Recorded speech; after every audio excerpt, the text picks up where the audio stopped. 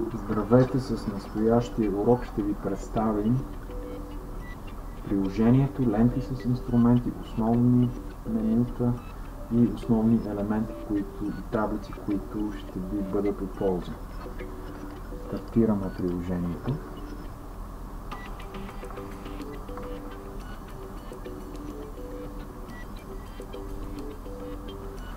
Като за добре дошли ще получите прозореца за добре дошли, който има характерни три опции: да създадете нов проект, да отворите нов проект или последно отворен такъв файл. Можете да размаркирате така, че да не се следващия път да не го получаваме. Имате и втора опция от главното меню файл, същите операции като нов и отваряне на проект може да бъдат извършени. Други параметри в файл менюто са съответно работните листове. Т.е. работните листове има два начина да бъдат извиквани: чрез файл менюто или в най-долния ляв ъгъл. Това са вашите все едно работни пространства. Имаме характерни работни пространства по подразбиране, като разпределение в план, т.е. тук това е вашия хоризонтален разрез, и схематичен изглед, това е вашия вертикален разрез. Можете да ги именувате, например партер, нека да бъде. Можете да създавате нови, съответно схематичен изглед или изглед в план. Да създадем изглед в план, отново да го именувате като първи етаж, да ги подредим. Да продължим с менюто файл. След работните листове имаме така наречената опция за внос на векторни етажни разпределения. Например, получили сте пакета от архитекта с всички разпределения в формат на BWG. До тук вие посредством този бутон можете да внесете, например,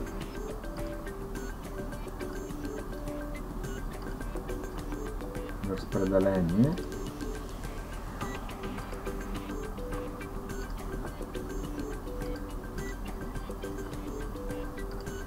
което след неговия внос бива представено в проектния раздел основа в долния десен ъгъл. Важен елемент, който често ще използвате, е така наречената таблица с данни. Таблицата с данни има два начина да бъде извикана: с F12, съответно скрита, или през менюто изглед. Менюто изглед, маркирам таблицата с данни, е изцяло посветено на това да показва или да скрива системни елементи на програмата, като чертожния помощник, полезен при изчертаване на сградни елементи. Например, проектния раздел, който управлява това, е конструкцията с съответните елементи за начертаване, като стена, прозорци, врати, т.е. това са вашите сградни елементи, подове, под-долу. Например, да изчертаваме тази стена. Искате дадена операция да се повтори и да не се налага всеки път да натискате върху този бутон. Маркирате опцията режима за повторение, т.е. избирайки го, използвайки точките на прилепване, по този начин може да финиширате, ето например това помещение.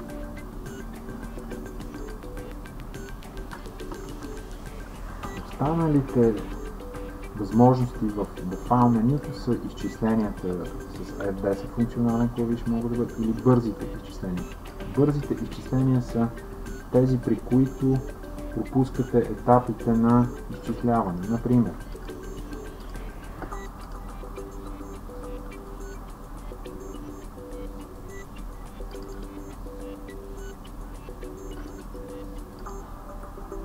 погрешния файл.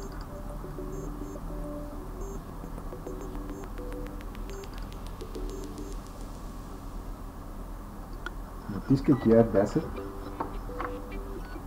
потребителя ще премине през всичките необходими етапи за изчисление, проверки, опции, докато натискайки Shift и F10, той ще получи бързи изчисления, като списъка с предупреждения и грешки ще бъде от долната страна. Ако, както беше в настоящия случай, преди това сте скрили този прозорец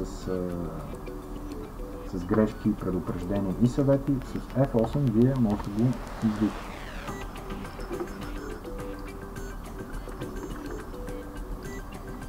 Можете да видите с F12 резултати от изчисленията, можете да отпечатате, например,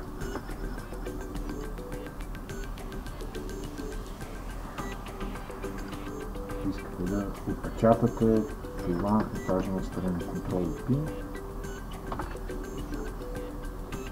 Текущи, можете всички проектни листове, разбира се, текущи или дадена страница, печатате.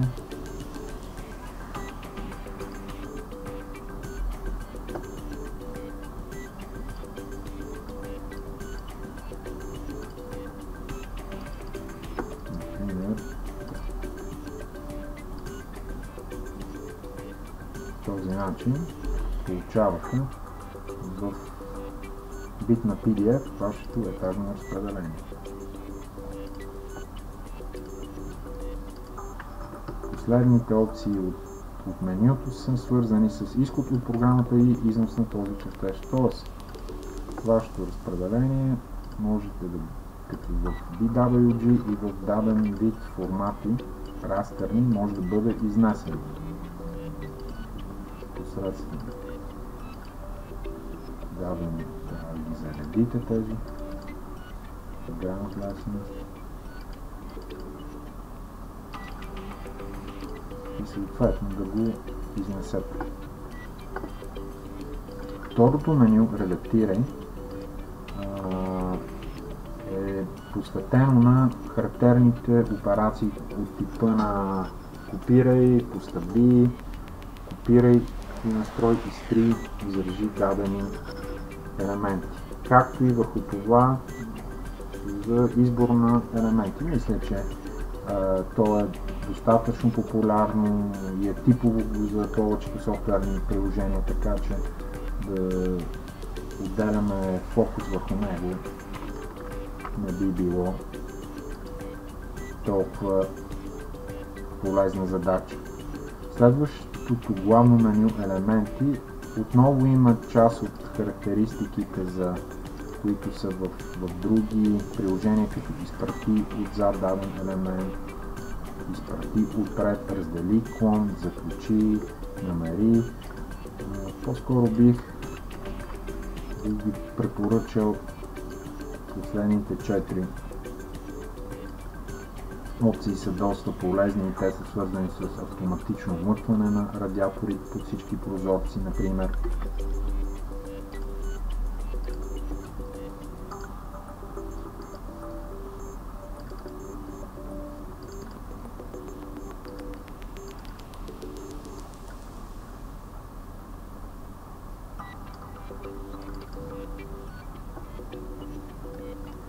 Желаете на първи етаж под всички прозорци, налични в приложението, да бъдат вмъкнати радиатори. С или без плата. Друга интересна опция е автоматичното присъединяване на клонове. Например, искате да изчертаете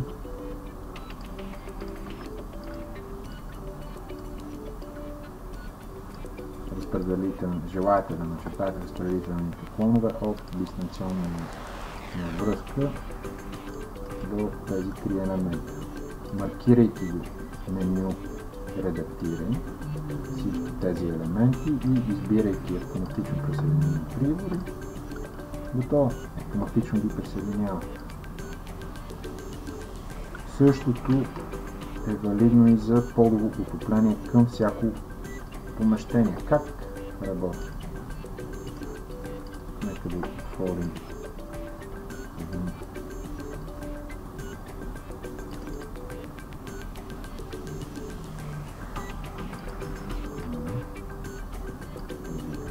искате да внесете в проектния раздел отопление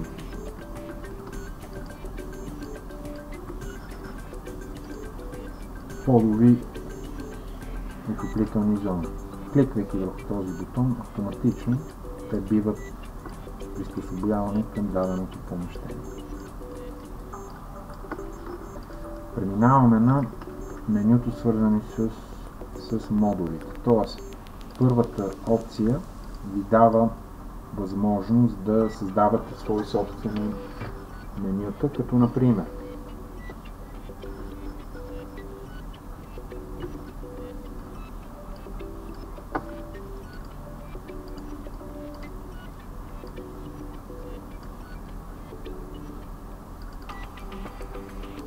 създавате етикет на даден клон.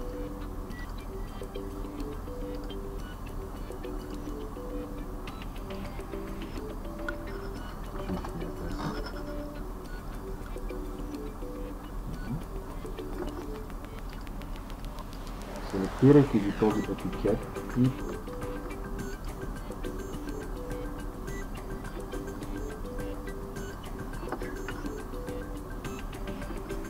избирайки модулното меню добави към лента с инструменти, изписвайки му някакво например етикет, автоматично ще се появи и това потребителско меню с тези етикети. Галерия с модули. Галерията с модули са различни елементи, които са групирани и са създадени за по-бързо и по-лесно вмъкване към системата. Като например отклонение към радиатор.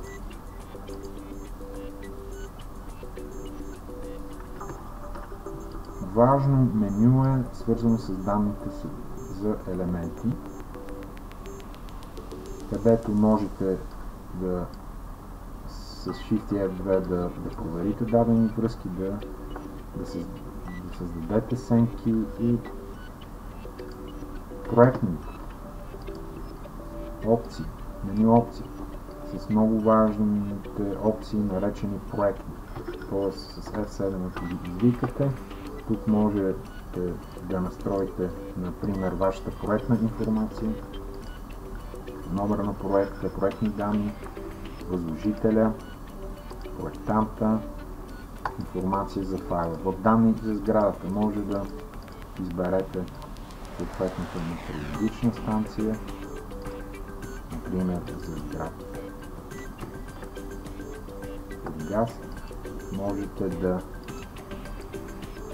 изберете съответни така наречените показателни топлинни загуби за единица площ спрямо дадена температура. Можете да въведете общи данни като температура на захранване на топлоизточника. Можете да прегледате каталожната база данни, която съдържа необходимите каталожни кодове и видове материали, така че да може алгоритъмът да представи изчисления проект като количествена сметка. Има заредени неутрални каталози като база данни и брандирани каталози, във вид на даден производител. Отново опции, свързани с зареждане по подразбиране на дадени радиатори, системи от връзки. Можете да зададете и в сградната конструкция отделните етажни разпределения, като например може да зададете етажна височина, можете да зададете ширината на подпрозоречния парапет или широчина на прозореца. Можете да за всяко помещение да му промените данните, като спалня 1, например. Може и ред операции, които са свързани с потребителските настройки. Полезна опция е свързана с външността на дадените елементи, т.е. вие тук можете да определяте цвета на даден елемент, можете на дадена линия, можете да я преименувате. Ако не сте съгласни с нейното определение чрез етикет на фон, може да го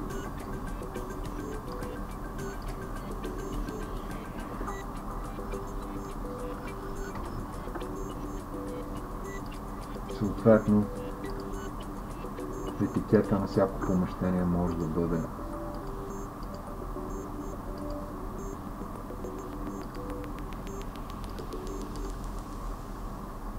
потребителски задаван,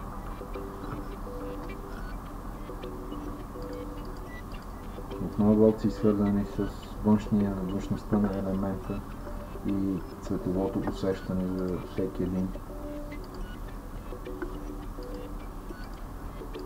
Настройки на дадения вентил могат да бъдат задавани.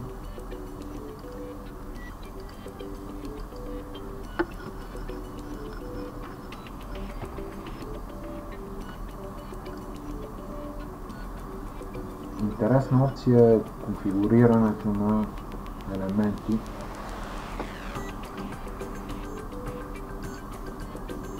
и съответно управлението им.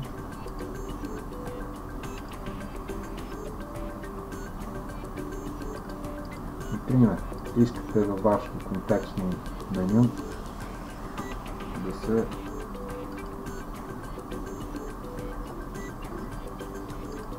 зададат полезни опции понякога. Примерно да имате опцията, която преди малко коментирахме, автоматично присъединяване на приводи. Тоест, това са най-често използваните опции, които въвеждате. Това, което извършите. Също така полезна опция е за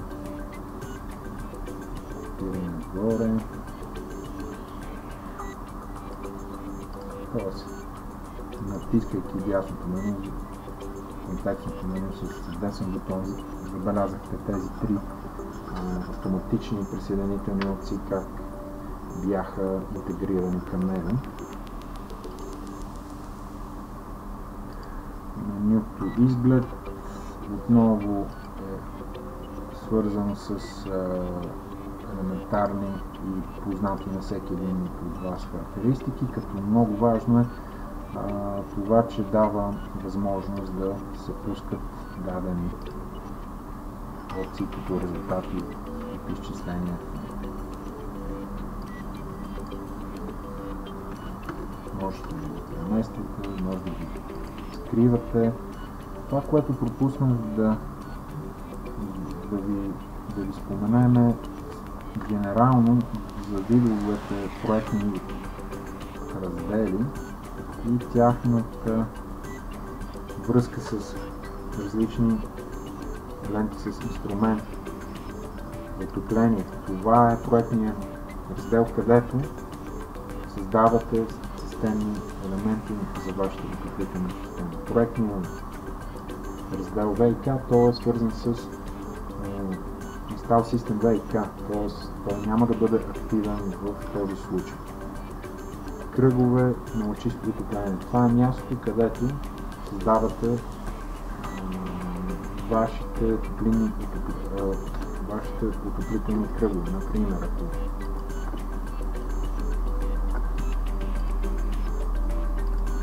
можете да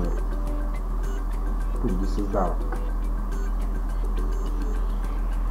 Проектният раздел конструкция съдържа всички системни сградни елементи, като прозорци, врати и помещения. Проектният раздел основа съдържа внесена чертожна подложка. Проектният раздел печат, в него настройвате за печат вашите етажни разпределения.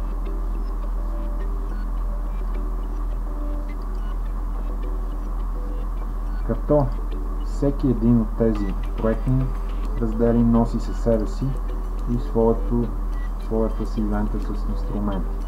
Например, за да е активна лентата с инструменти, елементи, то вие трябва да сте в раздела конструкция. В раздела отопление активни и свързани ленти с инструменти са чертаването на мрежа и радиатори, чисто отопление в фасонна част. В раздела за кръгове, за лъчисто отопление, активна